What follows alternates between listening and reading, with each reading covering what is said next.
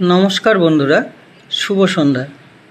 আজকের ভিডিওতে ছাদ বাগানের আখের পরিচর্যা বিষয়ক কিছু আলোচনা করব।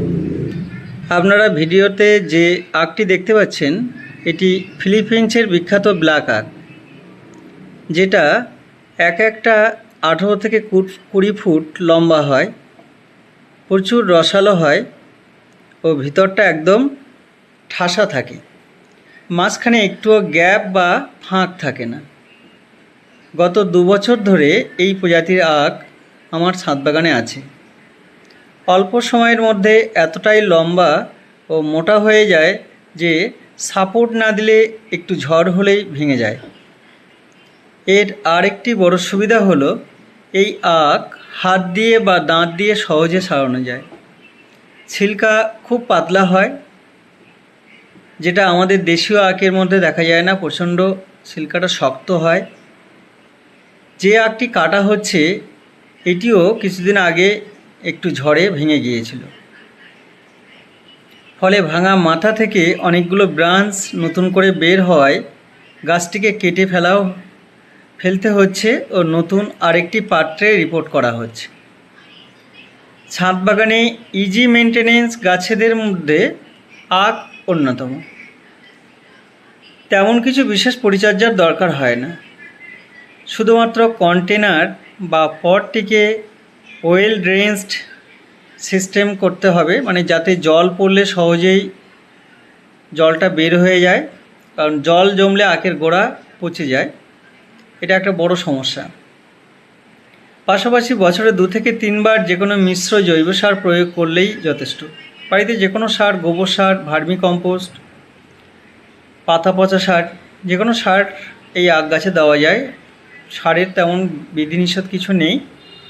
আরেকটি পট আর একই পট বা কন্টেনারে 2-3 বছর থাকার পর গাছের গোড়ার মাটি বেশি করে তুলে ফেলে নতুন মাটিযুক্ত সারযুক্ত নতুন মাটি তৈরি করা থাকে, সেটা গাছের গোড়ায় ভরে দিতে হবে। আলাদা করে কোনো কিছু স্প্রে করার তেমন কোনো দরকার এই আখ গাছের ক্ষেত্রে হয় না। বাগানের অন্যান্য গাছে যখন স্প্রে করা হয় তখন একটু স্প্রে করে দিলেই হয়ে যায়। আমার এই আখটি প্রায় 14-15 ফুট লম্বা হয়েছিল, কিন্তু ঝড়ে ভেঙে যাওয়ায় বাধ্য হয়ে আখটি কেটে ফেলতে হচ্ছে। গাছটি যদিও খুব একটা ম্যাচিওর হয়নি এখনও, তবে মাথার যে পোর্শনটি কেটে ফেলা হচ্ছে এই অংশটিকে আবার নতুন করে নতুন পটে রিপোর্ট করে দেওয়া হবে। আপনারা একটু লক্ষ্য করলে দেখতে পাবেন প্রুনার দিয়ে একটুখানি চাপ দিলেই আখটি কিন্তু সহজেই কেটে যাচ্ছে। এতটাই সফট, এবং এর যে ছাল সেটা হাত দিয়ে আঙুল দিয়েও মানে সহজে আলাদা করে দেওয়া যায়, এবং প্রচুর রস, মানে আখটা প্রুনার দিয়ে কাটতে কাটতেই নিচে রস গড়িয়ে পড়ছে। আর মোটামুটি 6 থেকে 8 মাসের মধ্যে আখটি ম্যাচিওর হয়ে যায়। আমার ছাদ বাগানে বহু ধরনের ফল গাছের মধ্যে এই ফিলিপিন্সের ব্ল্যাক আখ খাওয়ার আনন্দ ও মজাটাই কিন্তু অন্যরকম। অন্যান্য গাছ প্রাথমিক অবস্থায় ছোট 8 ইঞ্চি টবে রিপোর্ট বা প্রতিস্থাপন প্রথমে এনে করতে হয়, তারপর ক্রমান্বয়ে 10 ইঞ্চি, 6 মাস বা 8 মাস বাদে বা 1 বছর বাদে 10 ইঞ্চিতে টব পরিবর্তন করতে হয়, তারপর শেষ আবার বাকি 6 মাস বাদে 12 ইঞ্চি। এইভাবে 1.5 থেকে 2 বছরের মধ্যে একটা গাছকে, আম গাছ হোক, লেবু গাছ হোক, আমরা প্রতিস্থাপন করে থাকি। কিন্তু আখ গাছের সবথেকে বড় সুবিধা হলো এত কিছু টব পরিবর্তনের দরকার হয় না, কারণ এই টব পরিবর্তনটা অনেকটা ঝামেলার কাজ। কারণ টবগুলোকে রেডি করতে হয় এবং ড্রেনেজ সিস্টেম বানাতে হয়, মাটি তৈরি করতে হয়, অনেকটা সময় সাপেক্ষ ব্যাপার এবং খুব ঝামেলার মনে হয়, কারণ গাছটিকে টব থেকে বের করা সেটাও একটা ঝামেলা। কিন্তু আখ গাছের সবথেকে বড় সুবিধা হলো এই টব পরিবর্তনের কোনো দরকার হয় না। যেহেতু আখ গাছে খুব বড় এবং খুব লম্বা হয়, সেজন্য একবারেই একটু বড় জায়গায় প্রথমে একটু অল্প মাটি দিয়ে গাছটিকে বসালেই হয়ে যায়। তারপর ধীরে ধীরে গাছের গ্রোথ অনুসারে গোড়ায় মাটি দিতে হয়।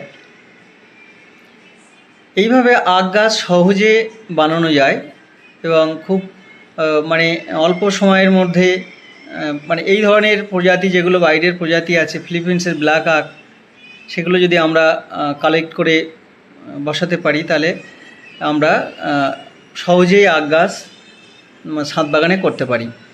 এভাবে দেখুন, এগুলো আমার 4-5টা টবে আখ গাছ আছে। তার মধ্যে ম্যাচিওর দুটো টবে বড় বড় আখ গাছ হয়ে আছে এবং নতুন 3টে টবে করা হয়েছে।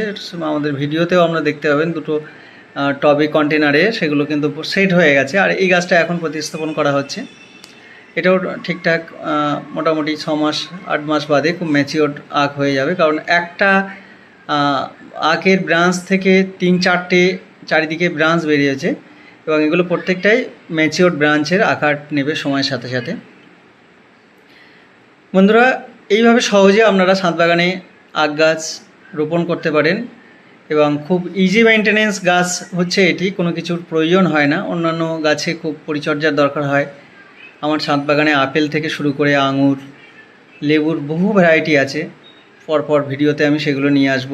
আমের প্রচুর ভ্যারাইটি আছে যেগুলো পরীক্ষিত এবং হচ্ছে, এবং অনেক ভালো ভালো ভ্যারাইটি, সেগুলো আপনাদেরকে পরপর দেখাবো। কিন্তু সহজে যে গাছগুলো করা যায় তার মধ্যে এই আখ, সবেদা, কামরাঙা,